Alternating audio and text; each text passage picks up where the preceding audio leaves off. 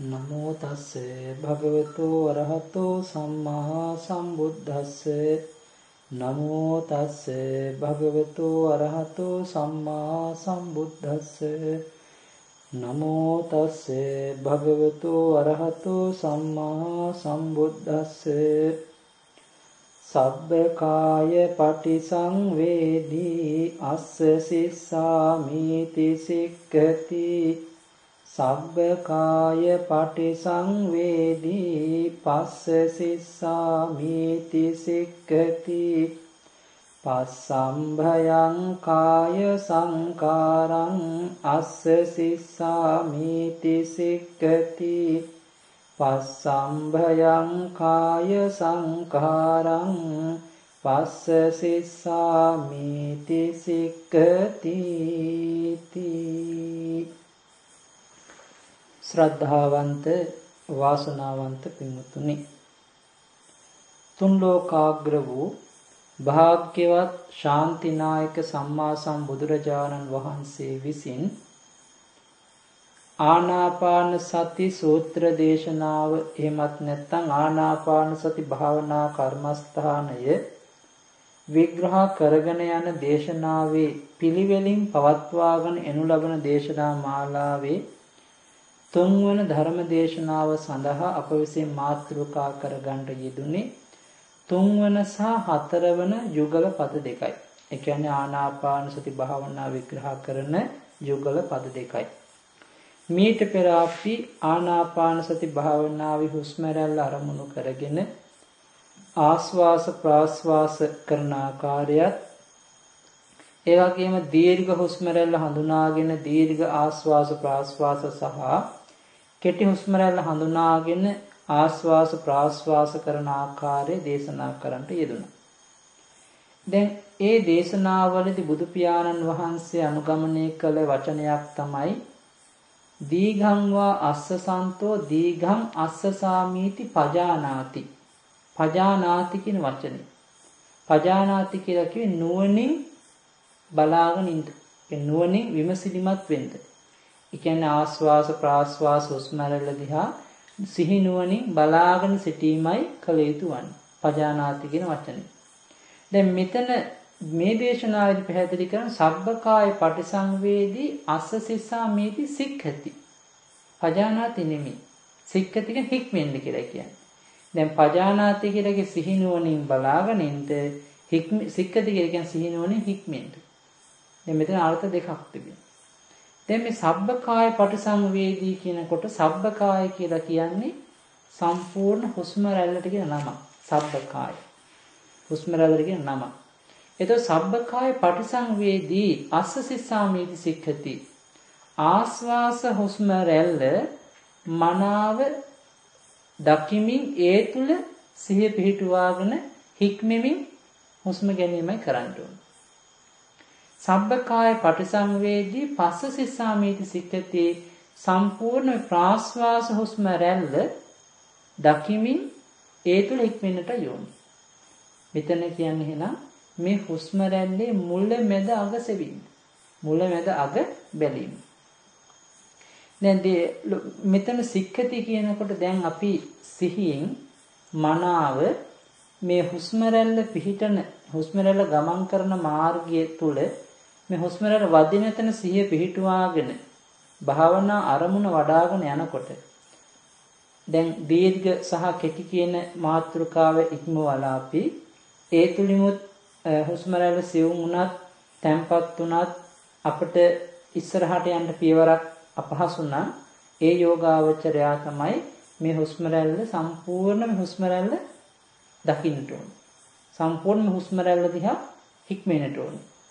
ඒ කියන්නේ මුල මැද අග සොයමින් බලමින් හික්මෙන්නට ඕන. හැබැයි මේ තමන් ඕමනාවෙන් හුස්ම රැල්ල මුල මැද අග හොයන්න යන්නේ නැහැ. තමන් ඕමනාවෙන් මුල මැද අග සකස් කරන්නේත් නැහැ. ස්වභාවික වෙන දේ දිහා තමයි මනාව හික්මෙන්නේ කියලා කියන්නේ. මෙතන හික්මෙනවා කියනකොට අපට පුළුවන් කොටස් තුනකට බෙදලා හික්මෙන්න. අදි සීල ශික්ෂාව, අදි චිත්ත ශික්ෂාව, අදි පඤ්ඤා ශික්ෂාව කියලා. දැන් බලන්න මේ හුස්ම රැල්ල වදින තැන සිහිය පිහිටුවාගෙන අපි කටයුතු කරගෙන යනකොට මොකද වෙන්නේ? පංච නීවරණය. අපට මේ බාධා කරන නීවරණයන්ගෙන් අපේ හිත ඈත් වෙනවානේ. ඒ වගේම ක්ලේශයන්ගෙන් අපේ හිත ඈත් වෙනවා. නොඑක් විතරක වලින් නොඑක් සිතුවිලි වලින් අපේ හිත ඈත් වෙලා එකම තැනකට අපේ හිත හික්මෙනවා දැන්. එකම තැනක දැන් අපේ හිත පිහිටුවා ගත්තා. අන්න බලන්න මේ හුස්ම රැල්ල තුල ඒ හුස්ම රැල්ල වදින තැන හිත පිහිටුවාගෙන සම්පූර්ණ හුස්ම රැල්ල දිහා දකිමින් හික්මෙනකොට මොකද වෙන්නේ? අපේ හිත මනාව ඒ තුල පිහිටනකොට පංච නීවරණයන්ගෙන් අපේ හිත වැළකීලා බේරිලා. නොඑක් ක්ලේශයන්ගෙන් අපේ හිත බේරිලා. ඒ වගේ නොඑක් විතරක වලින් දැන් අතීතයේ දුවන හිත, අනාගත හිතන දුවන හිත, නොඑක් ආකාර හිත නිකන් තිබුණොත් හැමදැනම දුවනවානේ. ඒ දුවන පයින් ගති සම්පූර්ණයෙන්ම වැළකීලා හිත එක තැනකට එනවා දැන්. අන්න ඒ වෙලාවේදී සති සහ විරිය කියන මේ සංවරත්වය අපේ තුළ ඇති වෙන මේ අරමුණත් එක්ක. සතිය සිහියෙන් මනාව සංවර වෙන මේ අරමුණත් එක්ක. ඊළඟ වීර්යයෙන් සංවර වෙනවා අපි. ඇයි? පුළුවන් තරම් මහන්සි ගන්නවා වීර්යය මෙතන සංවරය පිහිටව ගන්න. ඇයි? නීවරණයන් හිත ගියොත් එන ක්ලේශයට හිත බර වුණොත් එන විතරකෙට හිත බර වුණොත් මෙතනින් අරමුණ කැඩෙනවානේ. හුස්ම රැල්ලෙන් අරමුණ කැඩෙනවා. අන්න ඒ කැඩෙන එක වළක්ව ගන්න නම් අපි සිහියෙන් සහ වීර්යයෙන් හුස්ම රැල්ල මනාව දකිමින් ඒ තුල හික්මෙන්නට ඕන. එහෙම හික්මෙනකොට තමයි අදි සීල ශික්ෂාව සම්පූර්ණ වෙන්නේ. එහෙනම් දැන් ඔන්න හුස්ම රැල්ලත් එක්ක අදි සීල ශික්ෂාව පිළිටව ගන්න හැටි. එහෙනම් අදි චිත්ත ශික්ෂාව. දැන් නීවරණයන්ගේ හිත වැළකීලා ක්ලේශයන්ගේ හිත වැළකීලා මනාව ඒ හුස්ම රැල්ල මත සිහිය පිහිටුවාගෙන ඉන්නකොට මොකද වෙන්නේ? සමාධිය ක්‍රමක්‍රමයෙන් වැඩෙන්න ගන්නවා. දැන් පරියංගෙන් මේ සමාධිය දියුණු වෙන්න ගන්නවා. උදාහරණයක් ගත්තාම දැන් දවසක් දෙකක් තුනක් හතරක් යනකොට ක්‍රමක්‍රමයෙන් දවසෙන් දවස බැලුවොත් අපේ හිත තැම්පත් වෙන්න මහන්සි ගන්නවා මිසක් හිත අර මුලින් තිබුණු දුවන පයින් ගති ඔක්කොම නතර වෙලා ක්‍රමක්‍රමයෙන් එක තැනකට හිත එනවා දැන්. එතකොට ඒ එන්නේ කුමක් නිසාද? අපි අර මනා හික්මීම නිසායි. දැන් අපි හිතමුකෝ අපි පරියංකේ විතරක් මේ නීවරණයන් පාලනය කරනවා. පරියංකේදී විතරක් ක්ලේශයන් පාලනය කරනවා. ඒක ප්‍රමාණවත් වෙන්නේ නැහැ. පරියංකින් බාහිරදිත් අපි අපේ හිත නීවරණයන්ගෙන් පාලනය කරගන්න. නීවරණයෙන් බේර ගන්න ඕනේ. ක්ලේශයන්ගෙන් බේර ගන්න ඕනේ. හැම වෙලේම කුසලාරම්මන හිත තියා ගන්නට ඕනේ. ඒකයි කියන්නේ අර ආනාපාන සති භාවනා වඩන යෝගාවචරයේක තමන් බද්ධ පරියංකින් වාඩි වෙලා නියමාකාරයෙන් කමඨහන හඳුනාගත්තා නම් හුස්ම රැල්ල යන්නේ ආකාරය නියමාකාරයෙන් තේරුම් ගත්තා නම් ඒ යෝගාවචරයට පුළුවන් සතර ඉරියව්වෙම ආනාපාන සති ප්‍රගුණ කරන්න. ඒ සතර ඉරියව්වෙම ප්‍රගුණ කිරීමේ කියන අදහස මොකක්ද එහෙනම් සතර ඉරියව්වෙම හුස්ම රැල්ල තුල හික්මෙනකොට නීවරණයන්ගෙන් නොඑක් ක්ලේශයන්ගෙන් විතර්කයන්ගෙන් බාධා වලින් සම්පූර්ණයෙන් වැළකීලා හිත තැම්පත් වෙන්න ගන්නවා. ඒ හිත මනාව තැම්පත් වෙනකොට පරියංකින් ඉඳගෙන වඩනකොට ආනාපාන සති නැවතත් හිත හොඳට වැඩෙන්න ගන්නවා. සමාධිය වැඩෙන්න ගන්නවා. අන්න ඒකයි කියන්නේ එහෙනම් ඒ අරමුණේ මනාව හිත පිහිටුවා ගන්න මොකද වෙන්නේ අපට? අදි චිත්ත ශික්ෂාව වැඩෙන්න ගන්නවා. ඊළඟ අදි පඤ්ඤා ශික්ෂාව කියලා කියන්නේ දැන් විශේෂයෙන්ම අපි දැන් කිව්වා දැන් ආස්වාස ප්‍රාස්වාස දැන් අපිට හික්මනවා කියලා. දැන් මනාව දැන් හුස්ම රැල්ල වදින තැන හිත තැම්පත් කරගත්තාම දැන් අපිට කියලා තියෙන සම්පූර්ණ හුස්ම රැල්ල බලන්න කියලානේ. සම්පූර්ණ හුස්ම කය බලන්න කියලා. හුස්ම කය සම්පූර්ණ බලනවා කියලා කියන්නේ මුලැමැදක බලන්න කියලා. එතකොට දැන් සීල සංවරත්වය, සති සංවරත්වය, වීර්ය සංවරත්වය ඇති වුණා නම් සීල ශික්ෂාව සමග ඒ තුල මනාව හිත තැම්පත් වෙනකොට අන්න නුවණින් අපට හික්මෙන්න ලැබෙන නුවණින් දකින්න ලැබෙන මුලැමැදක. තමන් ඕමනාවෙන් හොයන්න නැහැ. ඕමනාවෙන් පන්න යන්න ඕනේ නැහැ. මම කියන තේරුණාද? එහෙනම් අපි මුලින්ම කරන්න ඕනේ මොකද්ද? අපේ සිත ක්ලේශයන්ගෙන් බේරාගෙන හුස්ම රැල්ල තුලම හිත පිහිටුවා ගන්නට ඕනේ. ඒ හුස්ම රැල්ල මතම හිත හික්මවා ගන්නට ඕනේ. ඒ වෙලාවේ සීලේ වැඩ, අදි සීලේ වැඩෙනවා. එසේ පිහිටුවා ගත්තාම ඒ තුලම හිත තැම්පත් වෙන්න යනකොට අදි චිත්ත ශික්ෂා වැඩෙන්න ගන්නවා. ඒ අදි චිත්ත ශික්ෂාවත් එක්ක තමයි මේ හුස්ම රැල්ලේ මුලැමැදක පේන්න ගන්න. දැන් අපි මේ ඕලාරිකව දකින මුලැමැදකක් නෙවෙයි මෙතන කියන්නේ. මේක ස්වභාවිකව සියුම් හුස්ම රැල්ලත් එක්ක තමයි මුලැමැදක දකින්න තියෙන්නේ. ඉතින් මේක නොයෙක් ගුරුවරු නොයෙක් ආකාරයෙන් පැහැදිලි කරන මුලැමැදක කියන්නේ මොකක්ද කියලා. මුලැමැදක කියන්නේ කොහෙද කියලා. ඉතින් විසුද්ධි මේ පටිසම්භිදා මග්ගපාළයේදී මුලැමැදක තෝරන්නේ වෙනත් ආකාරයකට. නමුත් අපට වැඩක් නෙමෙයි කොහේ වුණත් එක එක ක්‍රම වලට මුලැමැදක කියනවා. අපිට තියෙන්නේ ඒ හුස්ම රැල්ල වදින තැන සිහිය පිහිටුවාගෙන ඒ සමාධිය තුළ පිහිටාගෙන සම්පූර්ණ හුස්ම රැල්ල දිහා නුවණින් හික්මෙන්ටයි තියෙන්නේ. ඒතර මුලැමැදක Tamanට කියලා එකක් තේරෙනවා. මොකද්ද මුලැමැදකගේ Tamanට ක්‍රමයක් තේරෙනවා. ඒ ක්‍රමේ Taman වටහා ගත්තා නේද? නැත්තම් සමහරක් වෙලාවට ඉහළට ගන්න හුස්ම රැල්ලදී කියන්නේ මුල කියන්නේ නාභිය. මැද කියන්නේ වදින තැන. අග කියලා කියන්නේ හදවත. ඊට එන හුස්ම රැල්ලේ මුල කියලා කියන්නේ හදවත. වදින තැන මැද කියලා කියන්නේ. අග කියන්නේ නාභිය. එතකොට මේකේ සම්පූර්ණ හුස්ම රැල්ල මාර්ගය මේ කතා කරන්නේ.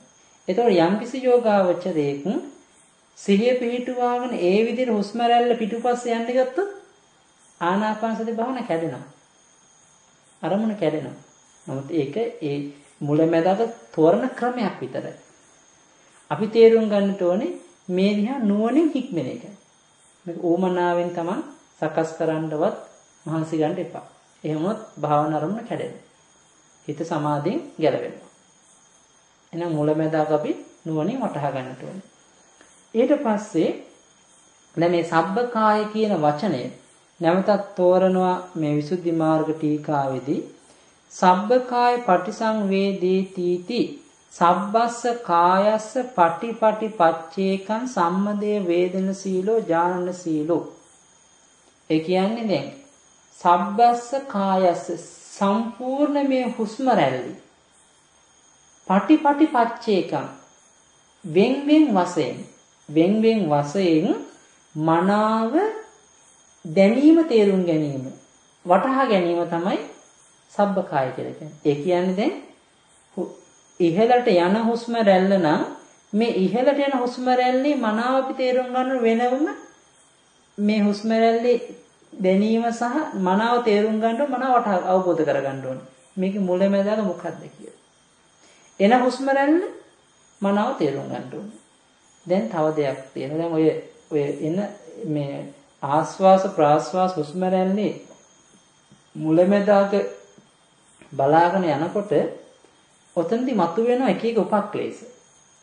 උපක්ලේශ කියලා කියන්නේ මේ ආනාපාන සති භාවනාවට බාධා කර ධර්ම මතුවෙනවා. ඒ බාධා කරන දේවල් අපේ හිත සියුම් වශයෙන් යනවා. ඒක තමයි නුවණින් විමසෙල්ලෙන් බලා හිටියොත් තමයි දකින්න පුළුවන්. ඉතින් උපක්ලේශ සම්බන්ධයෙන් අපි ඊළඟ දේශනාවේ මම දීර්ඝ විස්තරයක් කරනවා. මේ කෙටි මතක් කර දෙන්න එකක් කරුණක් දෙකක්. මේ ආස්වාස හුස්ම රැල්ල හොඳට දැන් ප්‍රකට වෙනවා Tamanට. ඒ අරමුණෙද්දීම මතක් කරන ප්‍රස්වාසත් දැන් එයි නේද කියලා. ඒ ප්‍රාස්වාස එන්න කලින් ප්‍රාස්වාස ගැන හිතනවා. ආනාපාන සතිය උපක්ලේශ. දැන් ප්‍රාස්වාස කරන ගමන් ප්‍රාස්වාස හොඳට ප්‍රකට වෙද්දී ආස්වාස ගැන හිතනවා. දැන් ඊළඟ ආස්වාස මෙහෙම වෙයි නේද කියලා. එහෙමනම් ඒ එන අරමුණ එන මොහොතේ අරමුණ දිහා විමසෙල්ලෙන් බලනවා මිස ඒ එන අරමුණට පස්සේ හරි කලින් එන්න දින අරමුණක් ගැන හිතන්න ගත්තොත් හිත වෙනස් වෙනවා. භාවනාව කැඩෙනවා. ඊළඟට දැන් හුස්ම රැල්ලත් එක්ක පිටුපස්සේ හමාගෙන ගියොත් කොහෙද මේ හුස්ම රැල්ල යන්නේ කියලා. කොහෙන්ද මේ හුස්ම රැල්ල එන්නේ කියලා. මේ හුස්ම රැල්ලත් එක්ක ගමන් කරන්න ගත්තොත් හිත අරගෙන ඒක ආනාපාන සති භාවනාව වැඩෙන්නේ නැහැ. ඒකත් ආනාපාන සති භාවනාවට බාධාවක්. ඊළඟට දැන් හුස්ම රැල්ල හිත තියාගෙන අතීතේ එන අරමුණුත් එක්ක අපි යනවා දැන්. පිටින් එන අරමුණුත් එක්ක අපි හිත පිටත් කරනවා. නැත්නම් අනාගතේ එන අරමුණුත් එක්ක හිත පිටත් කරනවා.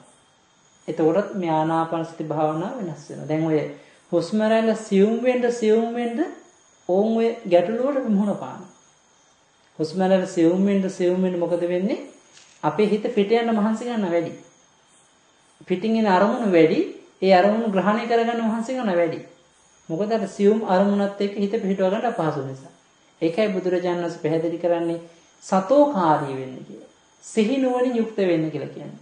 සිහි නුවණ තීක්ෂණ වෙන තරමට තමයි මේ ස්වභාවික හුස්ම රැල්ලේ වෙනස Tamanට තේරෙන්නේ. එතකොට මේ මුලැමැද අග කියන එකත් මේ අපි මේ හදාගත්ත විදිහට මේ ඕලාරිකව දකින ක්‍රමයක් නෙමෙයි.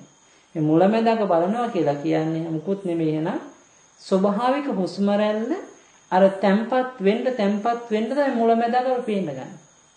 තැම්පත් වෙන්න තමයි මුලැමැද අග ප්‍රකට වෙන්න ගන්න. ඒකයි අපි බලන්න ඕනේ. ඊළඟට සකරස්ස අස්සාස කායස්ස ආදි මජ්ජ පරියෝසානං විරිතං කරොන්තෝ පාකටං කරොන්තෝ අස්ස සිස්සාමි සික්කති. දැන් පටිසංවේදා මග්ගපාළදී පැහැදිලි කරන්නේ සම්පූර්ණ මේ ආස්වාස කයගේ මුල මැද අග මනාව දකිමින් මනාව ප්‍රකට කරගනිමින් ආස්වාස කරනවා. ඒ කියන්නේ නේද? මනාව හුස්ම රැල්ල හිත තැම්පත් කරගන්නවා කියන එක. මනාව හුස්ම රැල්ල හිත තැම්පත් කරගෙන ඉන්නකොට තමයි දැන් අර මම මුලින් මතක් කරා වගේ අදි සීල ශික්ෂාවෙන් අදි චිත්ත ශික්ෂාවෙන් ශක්තිමත් වෙනකොට තමයි අදි පඤ්ඤා ශික්ෂා වැඩෙන්නේ. අදි පඤ්ඤා ශික්ෂාව කිය මොකක්ද එහෙනම්? ආදිමච්ච පරියෝසාන. මේ ආස්වාස හුස්ම රැල්ලේ මුලැමැදාග මනාව ප්‍රකට කර ගැනීම, මනාව තේරුම් ගැනීම. එහෙනම් කෙනෙකුට මේ හුස්ම රැල්ලේ මුලැමැදාග තේරුම් ගන්නට බැහැ අදි චිත්ත ශික්ෂාවයි අදි සීල ශික්ෂාව වැඩුන්නේ නැත්තම්. ඒ කියන්නේ හිත නිතරම කෙලෙස් එක්ක දුවනවා නම් එනෙන නීවරණයන්ට යටපත් කරගන්නවා නම් භාවනා අරමුණේ හුස්ම රැල්ලේ මනාව හිත තැම්පත් කරගන්නේ නැත්තම් ඒ තනත්ත මුලැමැදාග තේරෙන්නේ වටහා ගන්න බෑ. එහෙනම් අපි තේරුම් ගන්න ඕන මුලැමැදාග තේරුම් ගන්න නම් අදි සීලස අදි චිත්ත ශික්ෂා දෙක සම්පූර්ණ වෙන්න ඕන. එහෙම වුණොත් තමයි අදි පඤ්ඤා ශික්ෂාවේ මුලැමැදාග ප්‍රකට වෙන්නේ. ඊළඟට දැන් නැවතත් පැහැදිලි කරන්නේ සකලස්ස පස්සාස කායස ආදිමජ්ජ පරියෝසාන විදිතං කරොන්තෝ පාකටං කරොන්තෝ පස්ස සිසාමිදි සික්කති. ප්‍රාශ්වාස හුස්ම රැල්ලේ මුලැමැද අග මනාව ප්‍රකට කරගනිමින් දකිමින් දැනගනිමින් මේ හුස්ම රැල්ල දිහා මනාව හික්මෙනවා. ඒතකොට බුදුරජාණන් වහන්සේ අපට පැහැදිලි කරන්නේ පටිසම්භිදා මග්ගපාළයේදී දේශනාව තුළදී අට කතා ටීකා නොඑක් තැන්වල කරුණ එකතු කරලා පැහැදිලි කර දෙන්න මුකුත් නෙමෙයි. එහෙනම් මනාව මේ හුස්ම රැල්ල තුළ හිත තැම්පත් කරගෙන තමයි මුලැමැද අග අපි වටහා ගන්න ඕනේ. එතකොට දැන් මේ මුලැමැද අග වටහාගෙන මුලැමැද අග තේරුම් අරගෙන භාවනා කරගෙන යනකොට තමයි ඒ තනත්තාගේ හිත තැම්පත් වෙන්නේ. අර මුලින් වැටෙන ඕලාරික ගති හුස්ම රැල්ල ඕලාරික ගතිය ක්‍රමක්‍රමයෙන් සැහැල්ලු වෙලා සියුම් භාවයටපත් වෙනවා.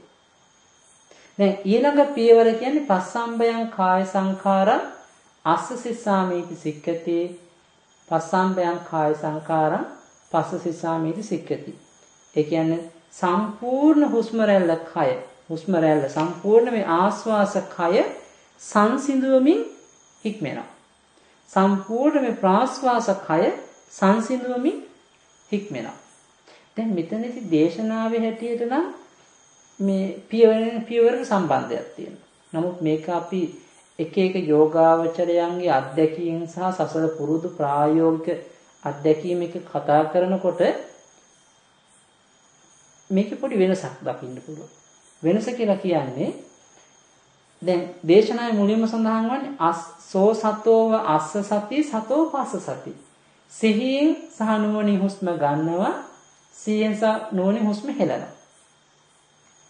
එතකොට දැන් කෙනෙකුට මේ ආස්වාස ප්‍රාස්වාස හුස්ම ගැනීම සහ හෙළීම කියන අරමුණු දෙකත් හුස්ම රැල්ල වදිනවා කියන මේ වදින ස්ථානයක් කියන තුන තේරුම් අරගෙන ඒ තුල සිහිය පිහිටුවාගෙන එක දිගට හිත තැම්පත් කරගෙන යනකොට දවසක් දෙකක් සතියක් මාසයක් දිගට තැම්පත් කරගෙන යනකොට ඒ තනත්තාගේ මේ හුස්ම රැල්ල ක්‍රමක්‍රමයෙන් සියුම් වෙන්න පටන් ගන්නවා. සැහැල්ලු වෙන්න පටන් ගන්නවා.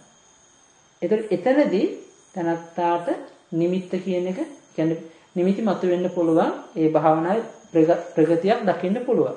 එතකොට අපි තේරුම් ගන්නට ඕනේ සෝ සතෝව අස්ස සති සතෝ පස්ස සති කියන මේ මාත්‍රිකාව යටතේ කෙනෙක් දීර්ඝව භාවනා කරගෙන යනවා නම් දිග කෙටි බලන්නේවත් කිසිම දෙයක් නැතුව දිගට භාවනා කරගෙන යනවා නම් අවසාන ප්‍රතිඵලය තමයි පස්සම්බයං කාය සංකාරං. අස්සසිසා මීරි සික්කති පස්සම්බයං කාය සංකාරං පස්සසිසා මීරි සික්කති. ඒ කියන්නේ ආස්වාස සම්පූර්ණ හුස්ම කය සංසිඳුවමින් හුස්ම ගන්නවා, ප්‍රාස්වාස හුස්ම කය සම්පූර්ණ සංසිඳුවමින් හුස්ම හෙලනවා. එතකොට එන දැන් සිහිය හුස්ම ගැනීම සහ හෙලීම කියන මාතෘකාවයට දෙක දිගට භාවනා කරන යෝගාවචරයට අවසානයේ මේ සියුම් හුස්ම රැල්ල දකින්නවා කියලා කියන්නේ පස්සම්බයං කියන අවස්ථාව. පැහැදිලිවම කියන්නේ. ඊළඟට යම් යෝගාවචරයේ දැන් පටිසම්භිදා මග්ග පාළියේදී පැහැදිලි කරන්නේ යම් යෝගාවචරයේ දීර්ඝ හුස්ම රැල්ල දකිමින් හුස්ම ගැනීම සහ හෙලීම සිද්ධ කරනවා. කෙටි හුස්ම රැල්ල දකිමින් නුවණින් හුස්ම ගැනීම සහ හෙලීම සිද්ධ කරනවා. එතන ඒ යෝගාවචරය මේ දීර්ඝ කෙටි දකිමින් ඒ පියවර දෙකින් සිවුම ගමන් කරගෙන යනවා. එසේ ගමන් කරගෙන මනාව සිහිය පිහිටුවාගෙන යනකොට සිහිනුවණින් ඒ තනත්තාට සිදෙන අවසානයේදී මේ හුස්ම රැල්ල සිවුම් වීම. හුස්ම රැල්ල සැහැල්ලු වීමක් සිද්ධ වෙනවා. අන්නේ සැහැල්ලු වීම නම් කියන්නේ පස්සම්බයං කාය සංකාරං අස්සසිසාමේති පස්සසිසාමේති කියන දේශනාව. ඒ කියන්නේ නම් ආස්වාස හුස්ම රැල්ල සම්පූර්ණ සංසිඳනවා, ප්‍රාස්වාස හුස්ම රැල්ල සම්පූර්ණ සංසිඳනවා. ඒ වෙලාවෙත් යෝගාවචරයට ඒ තුල මනාව සිහිය පිහිටුවාගෙන යන්න පුළුවන් නම්, තැම්පත් කරගන්න පුළුවන් නම් භාවනා නිමිත්ත කියන එක පහළ වෙලා දියුණුවක් ප්‍රගතියකට හිත අරගෙන යන්න පුළුවන්. මොන ක්‍රම දෙකක්. දැන් ඊළඟ ක්‍රමේ තමයි පැහැදිලි කරන්නේ මේ සම්පූර්ණම ආස්වාස හුස්ම රැල්ලේ මුලමෙද අග දකිමින් හුස්ම ගන්නවා, මුලමෙද අග දකිමින් හුස්ම හෙලනවා. ඒතකොට ඒ තුල හික්මෙනවා. ඒ තුල මනාව හික්මීගෙන යනකොට නැවතත් මේ හුස්ම රැල්ලේ සියුම් භාවයක් ඇති වෙනවා. අනිවාර්ය හුස්ම රැල්ල සැහැල්ලු වෙන්න පටන් ගන්නවා. ඒ හුස්ම රැල්ල සැහැල්ලු වීම සියුම් වීම තුල හොඳට හිත තැම්පත් කරගෙන යනකොට ඒ තනත්තාට භාවනා නිමිත්ත දියුණුව ප්‍රගතිය දකින්න පුළුවන්. අන්න එන ඒ ආදිමච්ච පරියෝසන් මුලැමැදාග දකිමින් සම්පූර්ණ හුස්ම රැල්ල දකිමින් හුස්ම ගැනීම තුල ඒ තුල හික්මනවා කියන එකේ අදහස එහෙනම් අවසාන ප්‍රතිඵලයේ හුස්ම රැල්ල එතනත් සියුම් කිරීමයි සැහැල්ලු කිරීම. ඒතකොට දැන් මෙතනදී අපි තේරුම් ගන්නට ඕනේ මාර්ග තුනකින් අපට පුළුවන්කම ලැබෙන මේ හුස්ම රැල්ල සැහැල්ලු කරන්න. ඒතකොට මාර්ග තුනකින් සැහැල්ලු කරනවා කියලා කියන්නේ මාර්ග තුනකින් අපට එන මේ ආනාපාන සති භාවනාවේ පටිභාග නිමිති දක්වා දියුණු කරගන්න පුළුවන් කියන්නේ. ඉතින් ඇතැම් යෝගාවචරයන් මේක පුළුවන්. කලාතුරකින් කෙනෙක්. හැමෝටම බෑ. ඔය එකක් තමයි සසර පුරුදු කරලා තියෙන ආනාපාන සති භාවනාව. ඒ සසර පුරුද්දම මතුවෙන්න පුළුවන්. කෙනෙකුට අපහසු නම් තමයි පියවරෙන් පියවරට ගමන් කරන්න කියන්නේ. පියවරෙන් පියවරට ගමන් කරලා අවසානයේදී මේ හුස්ම රැල්ල සිවුම් ආකාරය දකින්න කියන්නේ. ඒක තම තමාට ප්‍රායෝගිකව තේරෙන කොහොමද මේ ගමන යන්න ඕනේ කියලා. මම කියන්නේ පැහැදිලි. එහෙනම් බුදුරජාණන් වහන්සේ අපට මේ දේශනා කළ අවසාන කාරණා.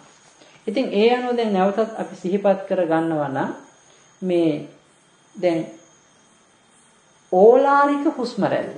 දැන් මුලින්ම දැන් පස්සම්භයං කාය සංඛාරං කියන වචنين අදහස් කරන්නේ ඕලාරික ආස්වාස සංස්කාර ධර්මයක්. ඒ කියන්නේ දැන් අපි දන්න කාය සංඛාර කියලා කියනොත් තේරුම් දෙකක් තියෙනවා. ආනාපාන සති භාවනාවේදී කාය සංඛාර සහ පටිච්ච සමුප්පාදයේදී කාය සංඛාර කියන දෙකක්. පටිච්ච සමුප්පාදයේදී කාය සංඛාර කියලා කියන්නේ කාය විඤ්ඤාති රූපය. එහෙමත් නැත්නම් කායික ක්‍රියා. ඒ කියන්නේ කුසල් සිත් අකුසල් සිත් සමග නිසා අපි අපේ අතපය වෙහෙසවල නොඑක් ක්‍රියා කරනවානේ. කුසල් සිත් සහ අකුසල් සිත් නිසා. ඒ කරන ක්‍රියාවලට අපි කියන කාය සංකාර කියලා.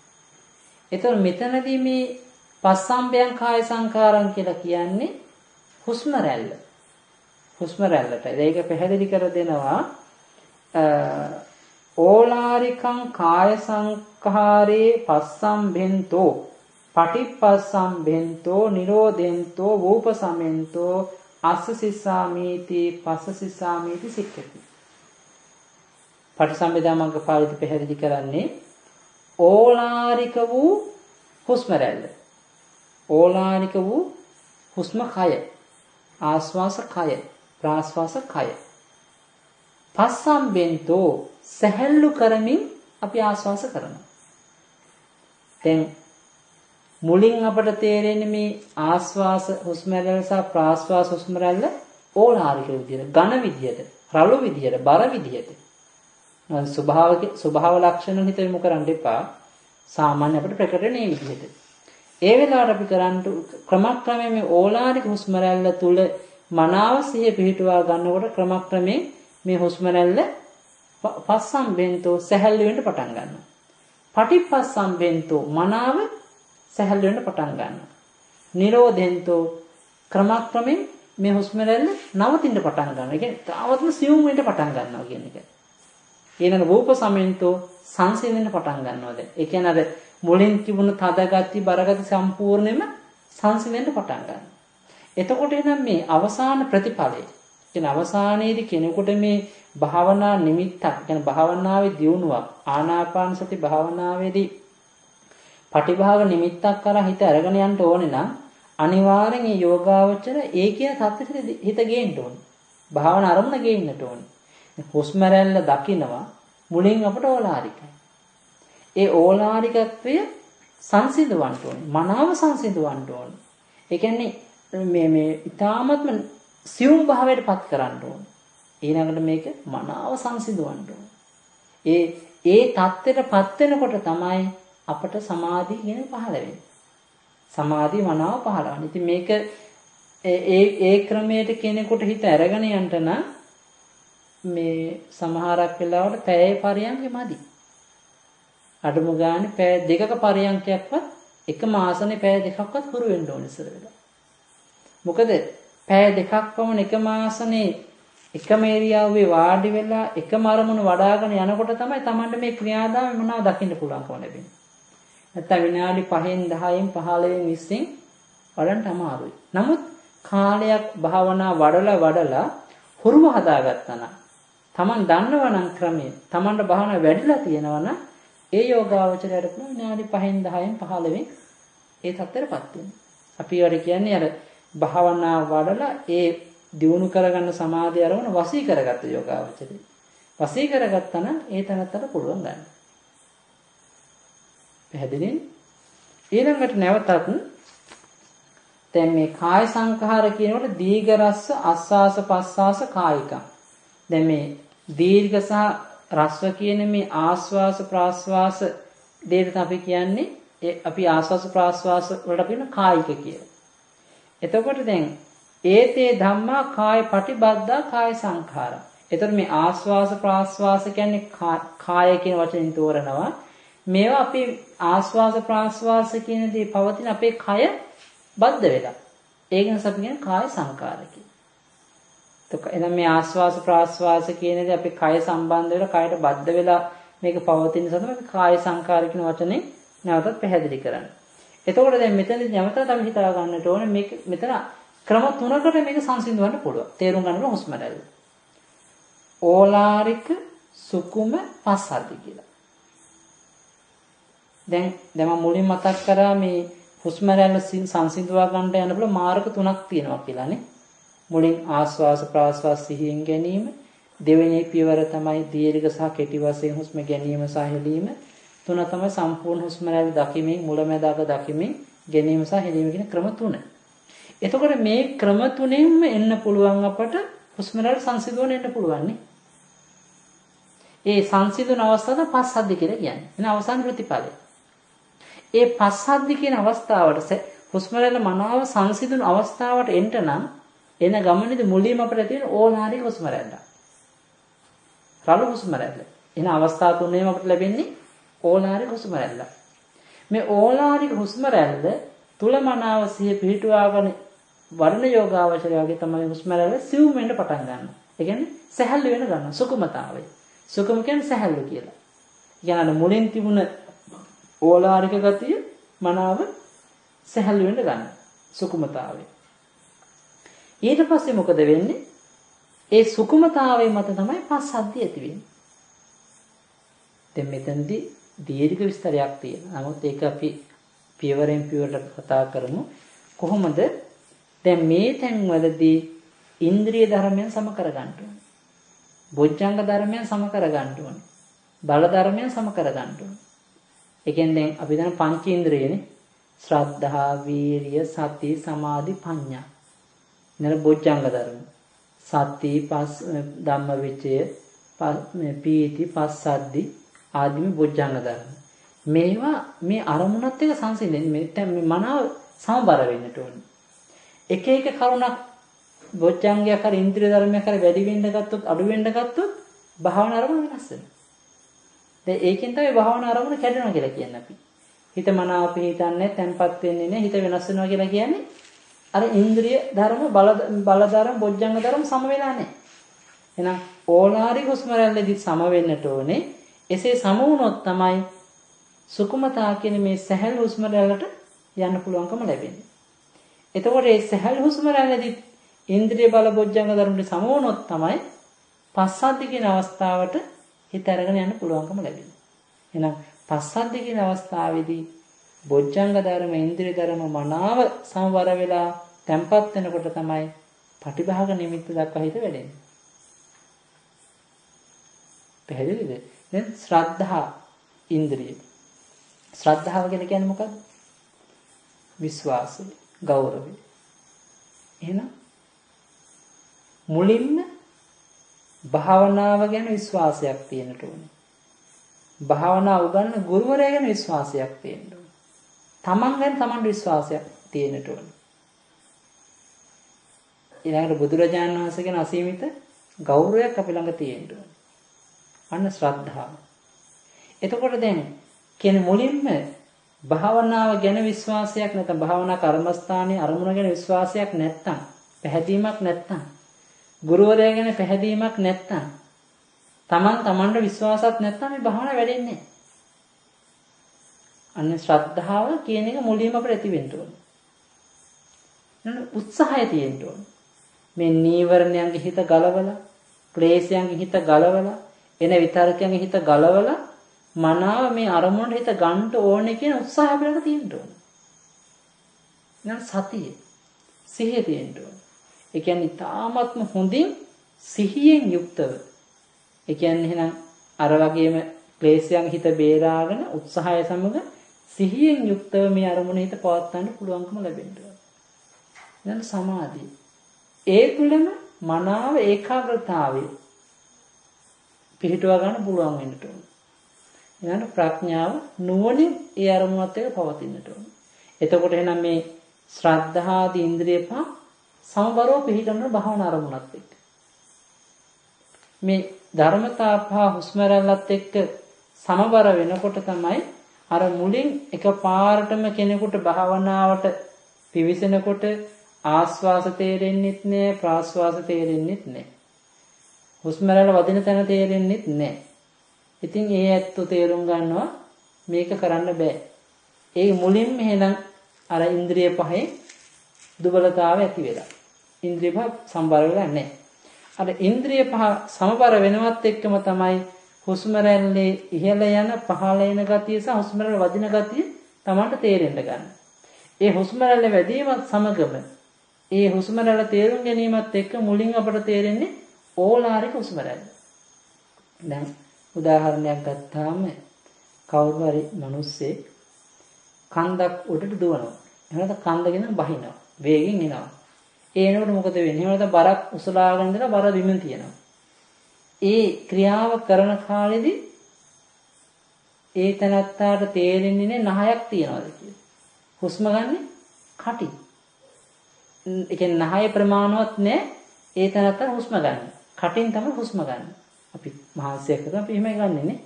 ඒතර ටික වෙලාවක් ගිහිල්ලා වාඩි වෙලා ඉඳලා නාලා හරි තැම්පත් වෙලා ඔන නිදහසේ ටික විවේක කරගෙන වාඩි වෙලා ඉන්නකොට අර මුලින් ගත්ත ඕලාරික හුස්ම ටික මොකද උනේ? මුලින් ඊටම ඝනව ඕලාරිකව ගත්ත කටින් පවානේ. පස්සේ ක්‍රමක්‍රමයෙන් කටින් ගත්ත හුස්ම නතර වෙලා ස්වභාවික හුස්ම රැල්ලට හිත ගිහිල්ලානේ. නහයෙන් හුස්ම සැහැල්ලුවෙන් ගමන් කරනවානේ. අන්න ඒ වගේ තමයි. අර මුලින් ඒ තනත්තා ඒ ක්‍රියාදාමයේ කරේ කලබලෙන්. ඒ වෙලාවේ සිහිය නුවණ මුකුත් නැහැ. නමුත් ක්‍රමක්‍රමයෙන් සිහිය සහ නුවණ පිහිටන්න ගන්නකොට තමයි අර මුලින් තිබුණු ඕලාරික හුස්ම රැල්ල සිවුමෙට පටන් ගත්තේ. සැහැල්ලු වෙන්න පටන් ගත්තේ. එතකොට දැන් අර ඉන්ද්‍රිය පහ අපේ සාමාන්‍ය අපි ගත්තොත් ඉන්ද්‍රිය පහ සම වෙනකොට තමයි මූලික සමවීමේදී තමයි අපට මේ හුස්ම රැල්ල ආස්වාස ප්‍රාස්වාස හුස්ම රැල්ල වදින තැන තේරෙන්න ගන්න. ඒ තේරෙන හුස්ම රැල්ල තුල මනාව හිත තැම්පත් වෙනකොට තමයි ඉන්ද්‍රිය පහ සමබර වෙලා තැම්පත් වෙනකොට තමයි හුස්ම රැල්ල සැහැල්ලු වෙන්න ගන්න. හුස්ම රැල්ල සැහැල්ලු වෙන්න තමයි මොකද වෙන්නේ? පස්සද්ධි. කියන්නේ සැහැල්ලුවට සංසිඳෙන්න පටන් ගන්නවා. එහෙනම් හුස්ම රැල්ල සංසිඳන අවස්ථාව වෙනකොට මේ ඉන්ද්‍රිය පහ මනාව සමබරව තිබෙන්නට ඕනේ. වීර්ය අධික වුණොත් වැටෙනවා. නුවණ නැති වෙලා සිහිය විතරක් පැවතුනොත් වැටෙනවා. ශ්‍රද්ධාව නැති වුණොත් වැටෙනවා. තමන්ගේ විශ්වාසය නැ මට නම් මේ භාවනා මාර්ගය කරන්න බෑ කියන තමන් ළඟම මන්දෝත්සාහයකමක් ඇති වුණොත් වැඩෙන්නේ භාවනාව. ඊළඟට තමන් ළඟම මේ තමන් මේ සමාධියේ හිත පිහිටව ගන්න නැතුව හිත කලබල කරගත්තොත් හිත වැඩෙන්නේ. එහෙනම් ඒ පියවර තුන හොඳට මතක තියාගන්න. දැන් මේක අත්දැකීමෙන් අපට දකින්න පුළුවන්. භාවනාවට මුලින්ම වාඩි වෙනකොට පරියන්කේ මුලින්ම තේරෙන්නේ අපට ඕලාරික හුස්ම රැල්ල. ටික වෙලාවක් ඒ තුල හිත මනාව පිහිටුවාගෙන යනකොට තමයි සැහැල්ලු හුස්ම රැල්ල තේරෙන්න ගන්න. ඒ සැහැල්ලු හුස්ම රැල්ල තුල හිත පිහිටුවාගෙන ඉන්නකොට තමයි සංසිඳන හුස්ම රැල්ල දක්වා අපි හිත ගමන් කරන්නේ. එහෙනම් මේ පියවර තුනක් නේ. එහෙනම් මේ පියවර තුනත් වෙනස තේරුම් අරගෙන ඒ පස්සද්ධි අවස්ථාවේදී තමයි කියන්නේ සංසිඳන අවස්ථාවේ තමයි අපිට වැදගත් වෙන්නේ. සංසිඳන අවස්ථාව තමයි අපිට බොහොම ප්‍රයෝජනවත් වෙන්නේ. ඒ තුල තමයි මනාව හිත පිහිටුවාගෙන ඊළඟට භාවනාවේ නිමිත්තක් ප්‍රතිපලයක් දකිනකම් දිගට හිත පිහිටුවාගෙන යන්න ඕනේ. ඉතින් මේ පස්සද්ධි අවස්ථාවේ ඒ සංසිඳන අවස්ථාව තමයි විනාඩි 5, 10, 15, 20, 30, පැයක් දෙකක් හරි ගමක් නැහැ. පුළුවන් තරම් එක දිගටම ඒ අරමුණේ හිත පිහිටවන්න පුළුවන් වෙන්න ඕනේ. ඒ පස්සද්ධි අරමුණේ හිත පිහිටුවා ගත්තොත් පමණයි අපට භාවනාවෙන් ඒ නිමිත්ත කියන අවස්ථාව දක්වා හිත දියුණු කරගන්න පුළුවන්කම ලැබෙනවා. දැන් මම කියපු කරුණු කාරණා පියවරෙන් පියවරට තමන් තේරුම් අරගෙන ඒ අනුව මේ භාවනා කරන්න මහන්සි ගන්න ඕනේ. ඊළඟට තව දෙයක් තමයි දැන් තවත් පැහැදිලි කර ගන්නවා නම් නැවතත් දේශනාවේ සඳහන් වෙන සාරද්දේ කායේ චිත්තේච අදිමත්තං පවත්තති අසාරද්ධම්මි කායම්මි සුකුමං සම්පවත්තති. ඒ කියන්නේ දැන් හුස්ම රැල්ල කයයි සිතයි දෙකම රළු වෙනකොට ඕලාරික වෙනකොට හුස්ම රැල්ලත් ඕලාරික වෙනවා. ඒ කියන්නේ දැන් අපේ කයේ රළු, ඒ කියන්නේ කයේ ඉරියව්ව සැහැල්ලු නැහැ. ඉරියව්ව ඕලාරිකයි. රළු ගතිය යුක්තයි. ඒක ඉරියව්ව ඕලාරික ගතිය වෙන හිත ඕලාරික වෙනවා. හිත ඕලාරික කියන්නේ කෙලෙස් එක්ක. එන්නේ හිතයි කයයි දෙකම ඕලාරික වෙලා තිබුණොත් ස්වභාවයෙන් මේ හුස්ම රැල්ල ඕලාරිකයි. හිත පිහිටව ගන්න අමාරුයි. කය සැහැල්ලු කරගත්තොත් හිත සැහැල්ලු කරගත්තොත් හුස්ම රැල්ල ඉබේම සැහැල්ලු කරගන්න පුළුවන්. ඒකයි කියන්නේ භාවනාවට වාඩි වෙනකොට පුළුවන් තරම් සැහැල්ලු ඉරියව්වෙන් වාඩි වෙන්න. Tamanta දීර්ඝ වේලාවක් වාඩි වෙලා ඉන්න පුළුවන් සැහැල්ලු ඉරියව්වෙන් වාඩි වෙන්න. ඒ සැහැල්ලු ඉරියව්වෙන් වාඩි වෙනකොට හිත ක්‍රමක්‍රමයෙන් සැහැල්ලු වෙනවා. හිත සැහැල්ලු කරන්නේ මේ ඉරියව්ව දිහා දකිමින් හිතෙන් දකිමින් හිත සැහැල්ලු කරගන්නවා. ඒ කියන්නේ එහෙට මෙහෙට පයින් හිත ක්‍රමක්‍රමයෙන් මේ තමන්ගේ කය තුළට හිත ගේනවා. ගෙනල්ලා ක්‍රමක්‍රමයෙන් මේ හුස්ම රැල්ල වෙතට හිත යොමු කරනකොට තමයි අපට වාඩි වෙනවත් එක්කම මේ හුස්ම රැල්ල මනාවට ප්‍රකට වෙන්න පටන් ගන්නවා.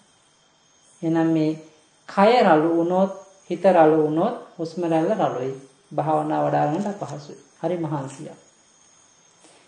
කය සැහැල්ලු වුණොත් හිත සැහැල්ලු වුණොත් හුස්ම රැල්ල සැහැල්ලු වෙනවා. භාවනා වඩා ලේසි කරගෙන යන්න පුළුවන්. තාමත් සැහැල්ලු පහසුයි ගන්න. ඒකෙන්ස අපි ඒ කරුණත් හිතට තියාගන්නට ඕනේ. ඊළඟට දැන් මෙතනදී දැන් තවත් කරුණක් තියෙනවා.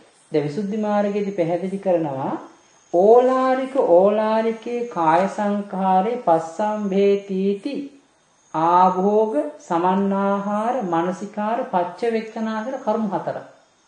දැන් ඕලාරික වූ හුස්ම රැල්ල සැහැල්ලු බවට සංසිඳුණු බවට එන්න නම් ගේන්න නම් Taman තවත් කරුණු හතරක් මේකට පුරුදු කරන්න ඕනේ. ආභෝග සමන්නාහාර ඊළඟට මානසිකාර පච්චවෙක්කන කියලා. ආභෝග කියලා කියන්නේ ප්‍රථමයෙන් තම මනාව සැලකිලිමත් වෙන්න ඕන. මොකද ඕලාරික කියන අවස්ථාව. මොකද මේ ඕලාරිකත්වයෙන් ගැලවිලා සුකුමතාවයෙන් සැහැල්ලු බව කියන අවස්ථාව. සැහැල්ලු බවෙන් ගැලවිලා සංසිඳනවා කියන අවස්ථාව මොකද්ද? තම මනාව දකින්න ඕන. තම මේකේ වෙනස පියවරෙන් පියවර වෙනස දකින්නට ඕන. ඊළඟට මේ අවසානයේ සැහැල්ලු බව මේ සංසිඳන අවස්ථාන පස්සද්ධියනේ. ඒ පස්සද්ධි හුස්ම රැල්ල තුල මනාව සැලකිල්ලෙන් සිටින්නට ඕනේ. අවධානයෙන් සිටින්න ඕනේ. ආභෝග සැලකිලිමත් වෙන්නට ඕනේ. සැලකිලිමත් නොවුනොත් හිත පිට යනවා. අනිවාර්යෙන් වෙන දෙයක් නේ. සැලකිලිමත් නොවුනොත් නොවනින් මොකද වෙන්නේ? හිත පිට යනවා. දැන් සමන්නාහාර කියලා කියන්නේ නැවත හිත ඒ තුල සමාධිගත කරන්න ඕනේ. හිත පිට යනවා. හිත පිට ගියා කියලා කියන්නේ මොකද වෙන්නේ? නැවතත් ඕලාරික හුස්ම රැල්ල ප්‍රකට වෙන්න ගන්න. නැවත ඊට පස්සේ සැහැල්ලු හුස්ම රැල්ලට එනවා. නැවතයි සංසිඳෙන්න ගන්න. එහෙනම් නැවත සමන්නාහාර හිත සමාධිගත කරන්න අරමුණේ. අර පස්සද්ධි අවස්ථාව. හිත සමාධිගත කරන්න. හිත පිට යන නැවත මුලට වැටෙන්නේ. ආයන් හැබැයි හිත මේ භාවනාවේ සැහැල්ලු භාවයට කෙනෙක් ගිහලා හිත වැටුනහම මුලට ආවත් ආය නැවත මේ සැහැල්ලු භාවයට යන්න ලේසි. සංසිඳන අවස්ථාවෙන් ලේසි. ඇයි? හිතට අරමුණක් කියන්නේ හිත කැඩුනට මොකද වෙන්නේ? අර වැඩි වෙලාවක් හිත කැඩලා පිට ගියේ නේ. ඒක ඉක්මනින්ම නැවත පුළුවන් සංසිඳන අවස්ථාවට යන්න. අර සමන්නාහාර කියන අවස්ථාව. නැවත එතන ඒ අරමුණේ සමාධිගත කරන්න ඕනේ. සමන්නාහාර. ඊළඟට කියන්නේ මානසිකාර. ඒ තුරම හිත යොදවන්න ඕනේ. නැවත යොදවන්න ඕනේ. මානසිකාරය කරවන්න ඕනේ. මේක මේ තමන් ඌමනාවෙන් තමයි මේ බොහොම අවධානයෙන් ඌමනාවෙන් කුසල ඡන්දයෙන් තමයි අර පස්සද්ධි කියන අවස්ථාව තුළ හිත පිහිටව ගන්න ඕනේ. බොහොම සිව් අවස්ථාවක්. ওই පස්සද්ධි කියන අවස්ථාවේ හිත පිහිටව ගන්න බැරි නිසා තමයි අපේ ආනාපානසති භාවනාවේ ප්‍රගුණත්වයක් ඉන්නේ. ප්‍රකට වීමක් දකින්න ලැබෙන්නේ නැත්තේ. ඊළඟට කියන්නේ පච්චවෙක්කන. පච්චවෙක්කන කියලා කියන්නේ විමසිලිමත් වෙන්න ඕනේ. විමසිල්ලෙන් ඉන්න ඕනේ. නුවණින් විමර්ශාව. නුවණින් ඒ කියන්නේ නම් මේ ආභෝග සමන්නාහාර ඊළඟට මේ කියන මානසිකාර සහ පඤ්ඤා පච්චවෙක්කනේ හතරම එකට පිළිහිටව ගන්න. මනාව විමසිල්ලෙන් ඒ මනාව සැලකිල්ලෙන් නැවත සමාධිය පිහිටුවමින් නැවත මානසිකාරය යෙදෙමින් මනාව විමසිල්ලෙන් ඉන්නට ඕනේ. මෙන්න මේ කරුණු හතරෙන් යුක්ත වෙලා පස්සද්ධි අරමුණ හිත මනාව පිහිටුවා ගන්නකොට ඒ යෝගාචරයට පුළුවන් ඉක්මනින්ම නිමිත්ත පහල කරගන්න. පහල කරගන්න පුළුවන්. හැබැයි තමන් ඕමනාවෙන් මේ නිමිත්ත ගැන හිතා ඉඳ ගියොත් ඒකත් භාවනාවට බාධාවක්. හුස්ම රැල්ල අරමුණ කැඩෙනවා. එහෙනම් ඒව අපි හිතන්නේ නැහැ. නමුත් කෙනෙක් මේ කියන පියවරට හරි මාර්ගයේ ගමන් කරනවා නම් අනිවාර්ය ප්‍රතිඵල දකින්න පුළුවන්. මොකද බුදුරජාණන් වහන්සේ දේශනා කරන යම්කිසි මාර්ගයක් අපට යම්කිසි ප්‍රතිඵලයක් දේශනා කරන යම් මාර්ගයේ ගමන් කිරීමෙන් අනිවාර්යෙන් අපට ලැබෙනවා. අපි මේ මාර්ගය හරියට ගමන් කරනවා නම් අපට ප්‍රතිඵල ලැබෙනවා. දැන් තේරුණාද කියන්නේ? එහෙනම් දැන් ඔන්න නිමිත්ත දක්වා හිත ගමන් කරනවා. දැන් නිමිත්ත දක්වා හිත ගමන් කරන එක තමයි ඊට පස්සේ තිබෙන්නේ. දැන් මේ නිමිත්ත කියන්නේ. එහෙනම් අපි දැන් ටිකක් කෙටියෙන් හරි කතා කරන්න ඕනේ. දැන් නිමිත්ත කියලා කියන්නේ මොකක්ද? දේශනාවේ සඳහන් වෙන විසුද්ධි මාර්ගයේදී ආනාපාන නිමිත්තං තාව වඩේතු වාතරාසියේ වඩති. මේ ආනාපාන සති නිමිත්ත වැඩෙනවා කියලා කියන්නේ වාතරාසියේව. ඒ කියන්නේ මේ හුස්ම රැල්ලෙන්ම ස්වභාවික හුස්ම රැල්ලෙන්ම වැඩෙන දෙයක් කියලා කියනවා. දැන් මේ ආනාපාන සති නිමිත්ත වැඩෙනවා කියලා කියන්නේ මොකක්ද එහෙනම්? හුස්ම රැල්ලෙන්ම වැඩෙන දෙයක්. නමුත් මේක අපි තේරුම් ගන්නට ඕනේ පරිකර්ම නිමිත්ත, උග්ඝා නිමිත්ත, පටිභාග නිමිත්ත අවස්ථා තුනක් තියෙනවා. දැන් මේක පෙරත් මම මතක් කරා පරිකර්ම නිමිත්ත මූලික අවස්ථාව තමයි කෙනෙකුට හුස්ම ගැනීම සහ හෙලීම සහ හුස්ම රැල්ල වදින තැන කෙනෙකුට වැටහෙනවා නම් අරමුණු තුනක් විදිහට ප්‍රකට වෙනවා නම් ඒ තුල මනාව සිහි පිහිටුවාගෙන පවත්වා ගන්න පුළුවන් නම් ඒ තමයි පරිකර්ම නිමිත්ත මූලික අවස්ථාව කියන්නේ. ඒ මූලික අවස්ථාව අපි දකින්නේ හුස්ම රැල්ල වදින තැන සිහිය පිහිටුවාගෙන. ඒ තුල මනාව සිහිය පිහිටුවාගෙන කෙනෙක් එක දිගටම අර මුලින් ඕලාරික හුස්ම රැල්ල පස්සේ සුකුම සහැල්ලු හුස්ම රැල්ල පස්සේ පස්සද්ද කියන මේ සංසිඳන හුස්ම රැල්ල දක්වා හිත ගමන් කරමින් වඩනකොට ඒ යෝගාවචරයට මේ දුමාර පටල වගේ මීදුම් පටල වගේ වලාකුළු බොහොම වලහකුළු පටල වගේ මේ සියුම් ආලෝක වගේ දේවල් මතුවෙන්න පුළුවන්. ඒ මතුවෙන්නේ කුමක් නිසාවත් නෙමෙයි අර පස්සද්දි කියන අවස්ථාවේ හිත මනාව තැම්පත් කරගෙන ඉන්නකොට. විනාඩි 10 15 පැය දෙක දක්වා හරි හිත මනාව තැම්පත් කරගෙන ඉන්නකොටයි ඒ කියන අවස්ථාව පහළ වෙන්නේ. අන්නේ අවස්ථාවට අපි කියන්නේ උග්ඝාන නිමිත්ත කියලා. නැවත නැවතත් ඒ කියන අවස්ථාවේ තවදුරටත් හොඳ හිත පිහිටුවාගෙන ඉන්නකොට අර ඇතිවන දුමාර පටල ප්‍රභාස වෙන්න පටන් ගන්නවා. ටික ටික පාට වෙන්න ගන්නවා. අර වලහකුළු වගේ ආපු දේ සුදු පාට වෙන්න ගන්නවා. පුළුන් කැලෙම වතු වෙන්න ගන්නවා. අර එහෙම වෙනවා කියලා කියන්නේ නම් උග්ඝාන නිමිත්තට හිත දැන් ඔන්න තැම්පත් වෙනවා. උග්ඝාන නිමිත්ත මතු වෙනවා කියන එක. නමුත් අපි ඒවට හිත යොමු කරන්නේ කිසිම දෙයකට. මොකද අපි අපේ රාජකාරී හුස්ම රැල්ල. ඉතින් නැවතත් අර පස්සද්දි කියන අවස්ථාවේ හොඳට අඛණ්ඩව හිත පිහිටුවාගෙන ඉන්නකොට එක දිගට වඩාගෙන ඉන්නකොට අර තිබුණු ආලෝක ගතිය, දුමාර ගතිය ඔක්කොම සුදුවට එක එක චරිත ලක්ෂණ වෙනස් වෙනවා මේ කියන නිමිති. විසුද්ධි මාර්ගයේදී නොඑක ආකාර නිමිති වර්ග පැහැදිලි කරනවා. කෙසේ නමුත් තමන්ගේ භාවනා අත්දැකීමෙන් මොන වගේ දේවල්ද තමන්ගේ නිමිත්තට මතුවෙන්නේ තමන් තේරුම් ගන්න පුළුවන්. කෙසේ හෝ මේ හුස්ම රැල්ල නිසා අර ස්වභාවිකව මතුවෙන්න ගන්නවා. ප්‍රභාස්වර ආලෝකයක් මතුවෙන්න ගන්නවා. ආලෝක ගතියක් හරි වලාකුළු ගතියක් හරි සුදු පාටට මතුවෙන්න ගන්නවා. සමහරක් වෙලාවට ඔය දීප්තිමත් තාරකාවක් වගේ මතුවෙන්න ගන්නවා. මැණික් කැට වගේ මතුවෙන්න ගන්නවා. නොඑක් පාට වලින් මතුවෙන්න ගන්නවා. එක එකනා එක එක ස්වභාවය.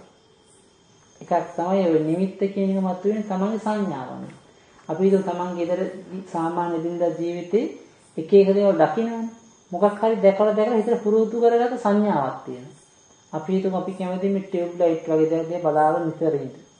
ඒ වගේ දේවල් පුරු කරලා තියෙනවනේ. ඒ වගේ දේවල් අපිට නිමිත්ත බරපත් වෙන්න පුළුවන්.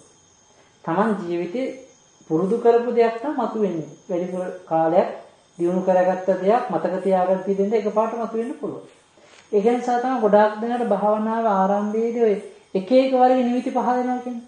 නිමිති යනවා එනවා මේ සමහරක් වෙලාවට එක එක වර්ග දේවල් පහල වෙනවා. ටිකක්වත් පිළිටන්නේ නැහැ හරියට. ඉතින් Taman තේරුම් ගන්න ඕනේ ඒකේ චරිත ලක්ෂණම වෙනස් වෙන කියලා. ඉතින් කෙසේ නමුත් නිමිති පටිභාග නිමිති දක්වා හිත වැඩනවා ඒ විදිහට. ඉතින් මේ නිමිත්ත කියන්නේ වැඩෙන්නේ කොහෙන්ද? කුමක් නිසාද අපි තේරුම් ගන්න ඕනේ. මේ නිමිත්ත වැඩෙන්නේ චිත්ත කිරිය මේ චිත්තජ රූපයන්ගේ. ඒ කියන්නේ දැන් අපි අර පස්සද්ද කියන අවස්ථාවේ දැන් මේ මාර්ග තුනම විස්තර තමයි තේරුම් ගන්න මාර්ග තුනම එක මාර්ග විස්තර කරන්නේ. ඒ පස්සද්ධි අවස්ථාවේදී හිත හොඳට තැම්පත් වෙනකොට ඒ කාලේ වැඩි වෙන්න ඒ කියන්නේ හිත පිට යන නොදී ඒ පස්සද්ධි අරමුණේම හිත තියන්න අඛණ්ඩව අප්‍රමාණව කුසල්සිත අපේ හෘද වස්තු ඇසුරු කරගෙන පහළ වෙන්න පටන් ගන්නවා. මේ අප්‍රමාණව කුසල්සිත පහළ වෙනවා කියලා කියන්නේ කුසල චිත්තජ රූපයන් පහළ වෙනවා කියන එකයි. එතකොට මේ කුසල චිත්තජ රූපයන් කියන්නේ පඨවි ආපෝ තේජෝ වායෝ වන්න ගන්ධ රස ඕජා කියන මේ චිත්තජ රූපය. මේ කියන චිත්තජ රූපයන් පහළ වෙන්න මේ චිත්තජ රූපය මුළු ශරීරය පුරාම පැතිරෙන්න පටන් ගන්නවා. වැඩි හරියක් පවතින මේ හෘද වස්තුවේ ඒ පහළ වෙනදී ශරීරය පුරා විහිදෙන්න පටන් ගන්නවා. එතකොට දැන් ඒ විහිදෙන චිත්තජ රූපයන් කියන තේජෝ කියන රූපයක්. ඒ සෑම රූප කලාපයකම තියෙන තේජෝ රූපේ නැවත පරම්පරා බිහි කරන අපි වලින් උතුජ පරම්පරා කියලා. උතුජට්ටම කලාප. මේ උතුජ රූප පරම්පරාවන්න පුළුවන්කම ලැබෙන ශරීරයෙන් පිටතෙන්ද. අර චිත්තජ රූපයන් ශරීරයෙන් පිටතෙන්ද පුළුවන්කම නැහැ. එහෙනම් ඒ චිත්තජ රූපයන්ගේ තියෙන තේජෝ ධාතුවෙන් බිහි කරන උතුජ රූපයන්ට එළියට එන්න පුළුවන්. මේ එළියට එනකොට දැන් හිතේ ශක්තිය නෙවෙයි තියෙන්නේ. හිතේ ශක්තියෙන් ආපු රූපයන්ගේ වර්ණ රූපේ වර්ණ කියන රූපේ තියෙනවා. වර්ණය. ඒ වර්ණ රූපය තමයි අපේ නිමිත්තක් විදිහට පහළ වෙන්නේ.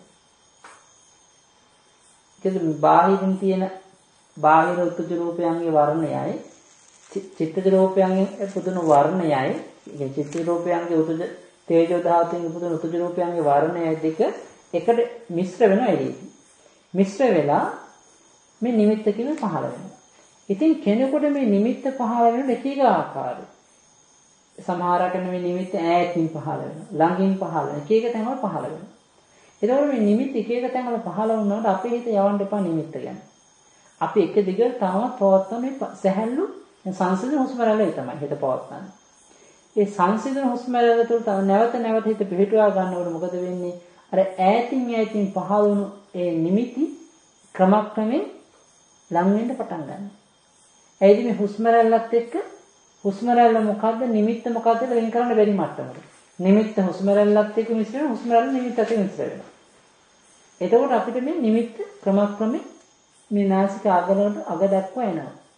එතකොට ඔන්න ඊට පස්සේ මනාව මේ නිමිත්ත ශක්තිමත් වුණාට පස්සේ තමයි අපේ හිත චිත්ත විවට්ටේති කියන විදිහට අර සැහැල්ලු හුස්ම රැල්ලෙන් සංසිඳන හුස්ම රැල්ලෙන් හිත ගැලවලා නිමිත්ත මත හිත පිහිටුවා ගන්නවා. ඒ නිමිත්ත තුළ හිත පිහිටුවාගෙන ඉන්නකොට තමයි ඒ හිත ධ්‍යාන වලටපත් වෙන්නේ. හැබැයි මෙතනදී කරුණු කාරණා කීපයක් දැනගන්න ඕනේ. දැන් මෙතනදී අපිට පුළුවන් එක ආකාරයෙන් භාවනා ක්‍රමවලට හැරෙන්න පුළුවන්. තවත් ක්‍රම තියෙනවා. දැන් මේ පටිභාග නිමිති දක්වා යම් යෝගාවචර කියලා දියුණු කරගත්තා නම් ඒ පටිභාග නිමිතිද පිහිටුවාගෙන මේ නිමිත්තේ පාට ගැන බලනවා. පාට දිහා බලලා අපිට සුදු පාටයි කියලා. සුදු පාට ඕදාතනේ. අන දිහා බලන ඕදාත කියන මේ පාට අරමුණු කරගෙන වඩනවා. ඒකෙන් සමහරක් වෙලාවට සසර පුරුදුත් තියෙනවා කසින නිමිති පහල වෙන්න පුළුවන්. ඒ ආනාපාන සති නිමිතින් ගැලවිලා කසින නිමිති පහලලා කසින භාවනා වෙන්න පුළුවන්. සාමාන්‍ය ඉතින් ගොඩක් ගුරුවරු කියන්නේ ආනාපාන සති නිමිත්ත කුඩා නිමිත්ත.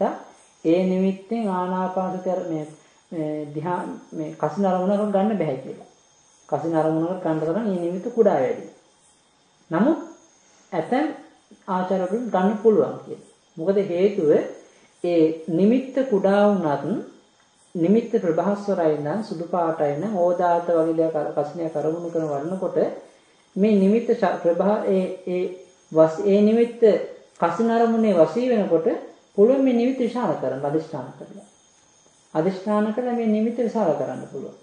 ඒ විශාල කරලා ඒ නිමිත්ත පතුරවන්න පුළුවන්. ඉතින් ගොඩක් ඒකට ඉතින් මේ හැමෝටම කරන්න කලාතුරකින් කෙනෙකුට කරන්න පුළුවන්කමක් තියෙනවා කියලා ඇතැම් ගුරුවරු කියන්නේ. ඉතින් ඒ විදිහේ නිමිත්ත පතුරව ගත්තට පස්සේ ඒ තනත්තට පුළුවන් කසිනේ චතුත්ථ ධ්‍යාන දක්වා වගේ නැවත අරූප ධ්‍යාන දක්වා දිනු කරගන්න පුළුවන්. මේ සාමාන්‍යයෙන් දැන් ඔය ආනාපාන සති සූත්‍ර දේශනා මජ්ක්‍ධිම නිකායේ සූත්‍ර දේශනාවේදීම සඳහන් කරනවා මේ ධ්‍යාන 8ක් දක්වා යන විදිහ. එකම ආනාපාන සති අරමුණේ ධ්‍යාන 8ක් දක්වා යන විදිහ කියනවා. ඊළඟට පටිසම්භිදා මග්ග පාළේදී පැහැදිලි කරනවා. මම හිතනවා ඒකේ අදහස එහෙනම් මේ ආනාපාන සති භාවනාවේ නිමිත්ත ප්‍රතිභාග නිමිත්ත වර්ණය අරමුණු කරගෙන වර්ණ කසිනිය බවට පත් කරගෙන යන ක්‍රමයක් කියලා. මම හිතන්නේ එහෙමයි. මොකද නැත්තම් මේ ආනාපාන සති සූත්‍ර දේශනාවක් තුළ ආකාසානංචායතනවල ධ්‍යාන ගැන සඳහන් කරන්න අවශ්‍යතාවයක් නැහැ. මොකද ආනාපාන සති භාවනාවෙන් චතුත්ථ ධ්‍යාන දක්වා විතරයි වැඩෙන්නේ. ඉතින් අරූප ධ්‍යාන වැඩෙන්නේ නැහැ කියලා අපි දැන් දන්නවනේ. නමුත් දැන් බුදුරජාණන් වහන්සේ දේශනා කරලා තියෙනවානේ ආනාපාන සති සූත්‍රයේදීම මේ ධ්‍යාන 8ම දාලා. ආනාපාන සති සූත්‍ර දේශනා අර්ථ විග්‍රහයේදී මේ ධ්‍යාන 8 විස්තර කරනවා. ඒකෙන් අපි තේරුම් ගන්න ඕනේ මේ ආනාපාන සති භාවනාවේ ප්‍රතිභාග නිමිත්ත අරමුණු කරගෙන ප්‍රතිභාව නිමිත්තේ මේ වර්ණය අරමුණු කරගෙන වර්ණ කසනය බවට පත් කරගෙන ඒ ධ්‍යාන 8 දක්වා යන්න පුළුවන් කියන අවස්ථාව තමයි. නමුත් ආධුනික යෝගාවචරේ ආනාපාන සති නිමිත්ත පැමිණිය මේ නිමිත්තත් එක්ක සෙල්ලම් කරන්න යන්න එපා. හරියට අර මේ තමන් ළඟදී වටිනා දෙයක් තමන් රකින්නාසේ මේ නිමිත්ත රැක ගන්න මහන්සි ගන්න. මේ පාට දිහා බලලා කසිනේ වඩලා එක එක දේවල් කරන්න ගත්තොත් මේ නිමිත්ත නැති වෙන්න පුළුවන්. නිමිත්ත වැටෙන්න පුළුවන්. වැටෙන නිමිත්ත නැවත ගොඩ දානවා කියන එක නැවත මතු කර ගන්නවා කියන එක හරිම පහසුයි. මොකද හේතුව දැන් නිමිත්ත වඩලා නිමිත්ත වැටුණා කියලා කියන්නේ අපි හැම වෙලෙම මතක් වෙන්නේ පරණ නිමිත්තමයි. ඒක බහනා වැඩෙන්නේ. ඒකයි නිමිත්ත නැවත මතු කර ගන්න පහසු. ඊළඟ කරුණ තමයි මේ නිමිත්තේ ස්වභාව ලක්ෂණ වල යොමු කරන්නත් එපා. නිමිත්තයි හුස්ම රැල්ලයි. දැන් මේ හුස්ම රැල්ල ගත්තොත් මේ හුස්ම රැල්ලේ තියෙන මොනවද? පඨවි ගතිය, ආපෝ ගතිය, තේජෝ ගතිය, වායෝ ගතිය මේ ධාතු ගතිය තියෙනවා මේ හුස්ම රැල්ලේ. ඊළඟට මේ පටිභාග නිමිත්තේ තියෙනවා මේ කියන ධාතු ගතිය.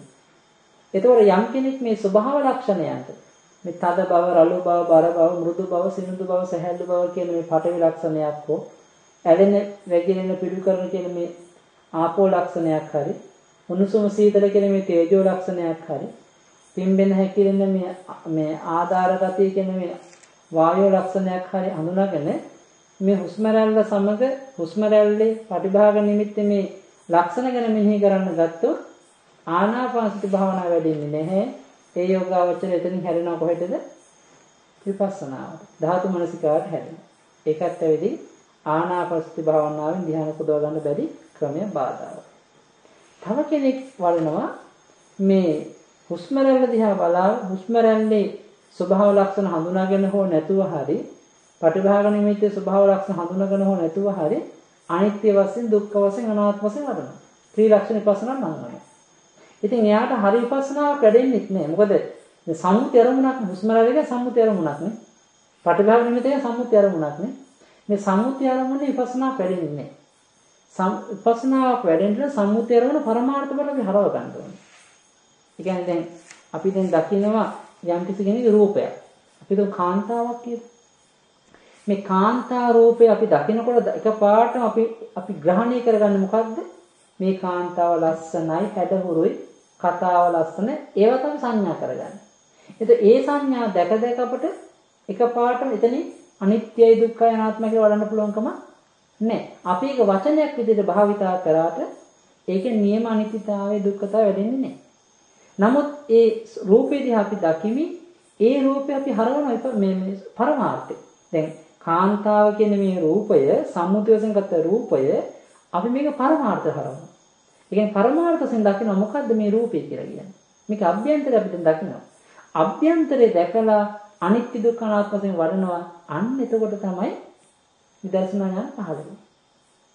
ඒ වගේ මේ හුස්ම රැල්ලේ ස්වභාව ලක්ෂණ දකින්න නැතුව මේ හුස්ම රැල්ලේ මේ පරමාර්ථ ස්වභාවය දකින්න නැතුව පටිභාග නිමිත්ත පරමාර්ථ ස්වභාවය දකින්න නැතුව කෙනෙක් විපස්සනාවට හරනවා කියලා කියන්නේ විපස්සනා වඩනවා කියලා කියන්නේ අනිත්‍ය දුක්ඛ අනාත්ම වශයෙන් වඩනවා කියලා කියන්නේ ඒ තනත්කාර නියමාකාරයෙන් දර්ශන ඥාන පහළ වෙන්නේ නැහැ.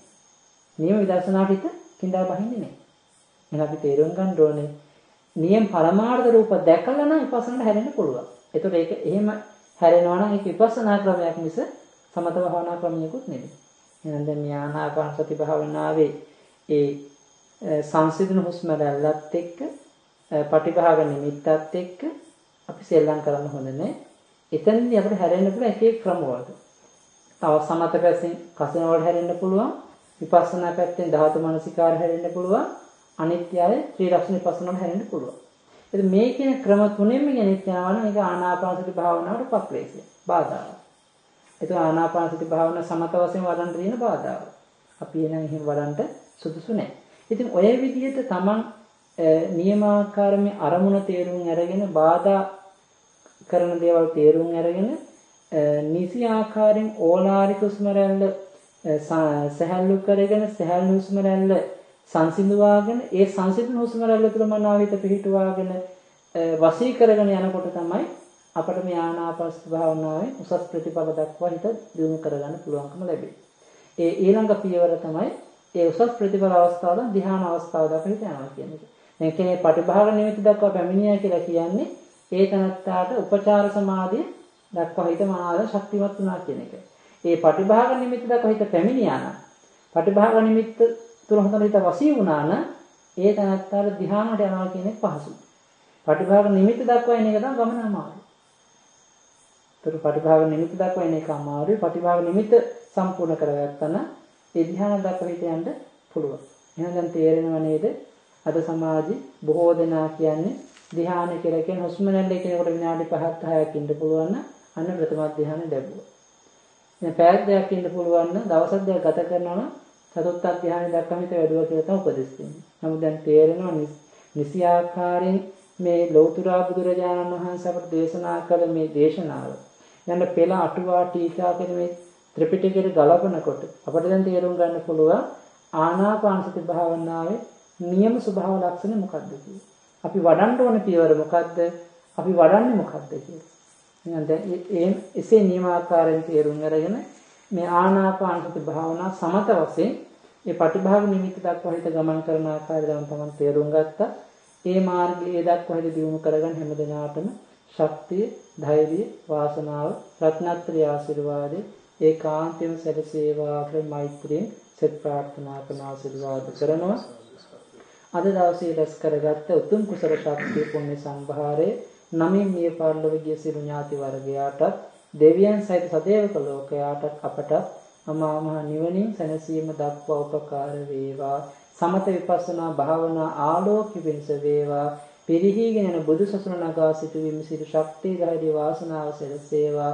නොමග යන ජනතාවට සුගතිමග දහම්මග පාරමීමග උගන්වමින් අධාර්මිෂ්ඨ ජනතාවට ධාර්මිෂ්ඨ මාර්ගය පැහැදිලි කර දෙමින් මේ පිරිහීගෙන සමත භාවනා විපස්සනා භාවනා නිවැරදි ක්‍රමයේ මේ ලෝකෙට මතු කර දෙමින් මේ ලෝකයෙහි බොහෝම ඉක්මනින්ම ධ්‍යාන සමාධි සමාපatti අභිඥා විපස්සනා ඥානලාභී එවැගේ මාර්ගඵලලාභී මහරහතන් වහන්සේලා පහළ වෙමින් මේ බුදු සසුන চিරාත් කාලයක් මේ ලෝකේ වැජබෙත්වා කියන මේ අදිෂ්ඨානය ඇතිව අපි දෙවියන්ට පින් අනුමෝදන් කරමු.